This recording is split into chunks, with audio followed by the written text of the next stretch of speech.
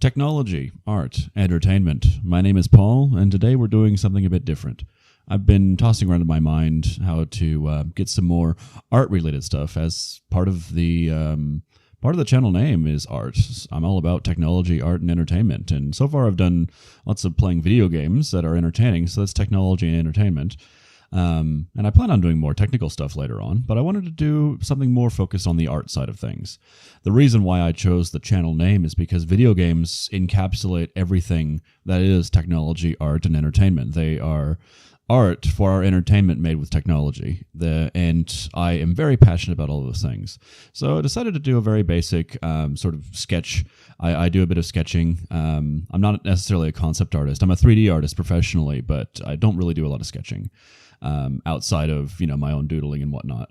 So I decided just to upload a video of me sketching. It's sped up because this whole thing took around a half hour, and nobody wants to sit around and watch this for about a half hour. So let's get on with it. The creature that I am sketching here, I love sketching monsters and things like that. I love monsters and dark imagery. If you listen to my ramblings on the Doom playthrough, you know that I love demonic and sort of dark confronting imagery. But what I'm sketching right now is a character, not a character. It's sort of a species of pseudo mutant humans that I called Metahumans.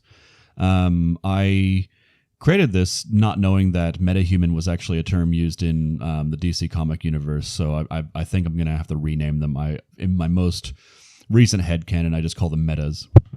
But what these are is essentially they're this sort of mutated, almost alien-like human that emerge and causes the world to go into a sort of basically apocalypse.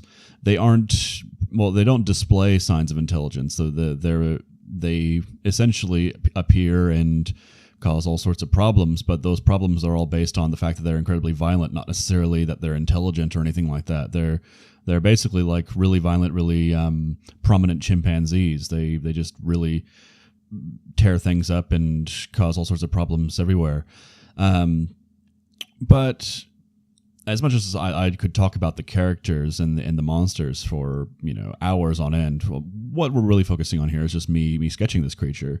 These creatures, one of the things is that they're not quite anatomically human. They have a much longer neck. They have a big sack of fat underneath their chin, and their arms, most notably, are split. The two forearm bones are actually split apart, and the hand is split in half between the middle finger and the ring finger down the arm, so that they almost have two arms sprouting from one arm. So basically the arm splits the bicep. And that's just really interesting and fun to do, but I tried to make it so that it looks a little bit anatomically correct. See, even when you're sketching aliens or something that has absolutely no earthly origin, you want to make sure that the anatomy closely resembles something that we see here on Earth. Not because that's scientifically correct. Chances are if we found an alien creature, it wouldn't be hominid. It wouldn't even look like anything we could describe as a creature. But in fiction, especially in artistic representations, you want to be able to look at something and immediately identify its parts. So you want to say that's a leg, that's an arm, that sort of thing. If you want to screw with people, you can put a leg where an arm should be and vice versa. But they still have to look like those things. The muscles still have to sort of line up to where they are. Right now I'm doing a bit of just very basic shading on the creature. The type of shading I'm doing here is just a very basic ambient occlusion. Interestingly enough, my 3D art and shader, not programming, but shader creation in video games actually helped me understand how to properly shade my two-dimensional drawings. So the ambient occlusion that I'm applying with my pencil is actually very similar to the algorithmic ambient occlusion you'll find being applied in video games. And I find that thinking of it like shader code actually really helps me apply it properly. So as you see, what I do with a lot of sketches, I do a very basic sort of skeletal frame, then I flesh out a bit of muscles here and there, and then I start filling in details and then start shading. And I don't know how different I am to other artists and how they do that, but that's always I found how I do things very quickly. Usually with my art, it never is supposed to leave my sketchbook. It's basically there just to get something out of my head, or I feel inspired, so I draw something. It's never really supposed to be presented, so I'm sort of flying blind here as to whether anybody will really enjoy it, but I enjoy my art, so I figured, well, if it's something I enjoy, I'll let people in on it, so to speak. When I was really young, I was very, very nervous about people seeing my art. My family always considered me the artist. I was never really made fun of for my art, but any artist will tell you that, they are their own worst critic. And that's something that in the last 5 years or so, I've sort of gotten over. I think if you want to evolve as an artist, the first thing you got to do is start loving your artwork. I'm not conceited or think that I'm the best. I'm definitely not the best, especially with sketching, but there's something I enjoy about it. I really like doing artwork.